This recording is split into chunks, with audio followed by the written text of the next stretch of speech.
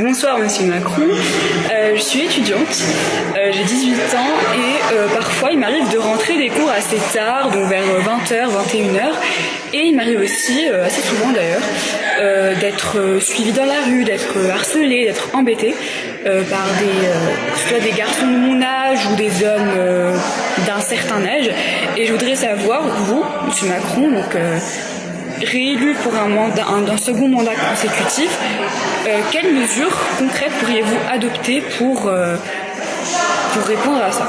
Voilà. Vous avez mis en place la loi en 2018 par rapport au harcèlement de rue. Le résultat, c'est 2% des victimes d'injures sexistes qui portent plainte, alors que 8 femmes sur 10 se disent victimes. Vous dites très bien la chose, c'est qu'il ne faut pas qu'il y ait d'autocensure. Ça marche pas alors? Non mais attendez, on ne peut pas porter plainte à la place des gens. Donc qu'est-ce qu'il faut faire? Pour la première fois dans notre loi, on a en effet permis de mettre une amende quand il y avait du harcèlement de rue. Et cette jeune femme, elle rentre chez elle, et ben non, c'est qu'elle ne le sait pas. Donc je veux le dire à toutes les jeunes filles qui nous écoutent, il y a en effet maintenant une amende. Donc quand vous avez du harcèlement de rue, allez au commissariat, allez à la police, prenez tout de suite appel à témoins. Est-ce que la police a vraiment les moyens aujourd'hui? Moi, ça m'est déjà arrivé de discuter avec des policiers dans des commissariats qui me disent, voilà, on a un tas de feuilles qui est là, on n'a pas le temps de les traiter parce qu'on n'a pas les moyens, parce que enquêter justement, il faut... Alors ça, pour le coup, c'est des amendes, c'est pas des longues enquêtes. Qu'est-ce qu'il faut faire? Il y a deux trucs très concrets par rapport à cet énorme fléau. Enfin, trois choses. Un, le faire savoir, le faire savoir, le faire savoir. Cette amende existe, ne l'acceptez pas, ça n'est pas autorisé, c'est même puni, donc dénoncez-le, portez plainte. Deuxième chose, si je suis réélu, je veux tripler cette amende. Parce que ce qui ne va pas, qu'est-ce qui désincite? Elles disent, c'est pas assez. Donc on va tripler.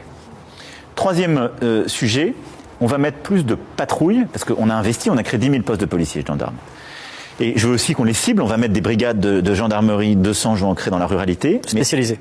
Mais on va mettre des patrouilles sur les transports urbains dans les heures de pointe. Parce qu'on voit bien qu'une des faiblesses qu'on a, il y a plusieurs régions d'ailleurs qui ont décidé de coopérer avec nous sur ce sujet, mais ce n'est pas la compétence des régions normalement, c'est la compétence de l'État. Et donc on doit mettre des patrouilles spécialisées qui vont aller, pas que sur ça d'ailleurs, hein, mais le harcèlement des jeunes filles, il est très souvent aux heures de pointe dans les transports. C'est à ce même moment-là qu'on a d'abord, parfois au-delà du harcèlement, des agressions sexuelles, littéralement. C'est là qu'on a du stup et des trafics, et donc c'est un point très important. Donc ça, c'est les trois réponses que je veux faire. D'une certaine manière, vous demandez aux femmes d'aller porter plainte. Et je veux plus de policiers présents à leur côté dans les moments qui sont les plus identiques. C'est l'éducation. Mais c'est pas facile pour ces femmes qui doivent aller faire une démarche après avoir été harcelées. Je veux que le soit bien entendu. Et oui, mais alors, d'accord, de change de camp, mais justement, allons de l'autre côté, dans le camp des garçons. Exactement. Est-ce qu'on ne doit pas uniquement...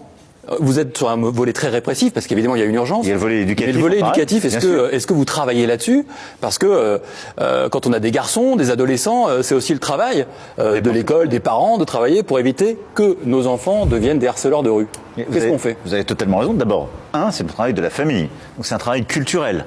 Et je pense qu'on a tous un travail dans nos familles et pas à travers aussi les échanges qu'on a là d'expliquer que les parents ont ce rôle qui n'est pas simplement d'instruire, mais en effet d'apprendre les règles et face à des comportements qui peuvent conduire à du harcèlement, n'avoir aucune tolérance.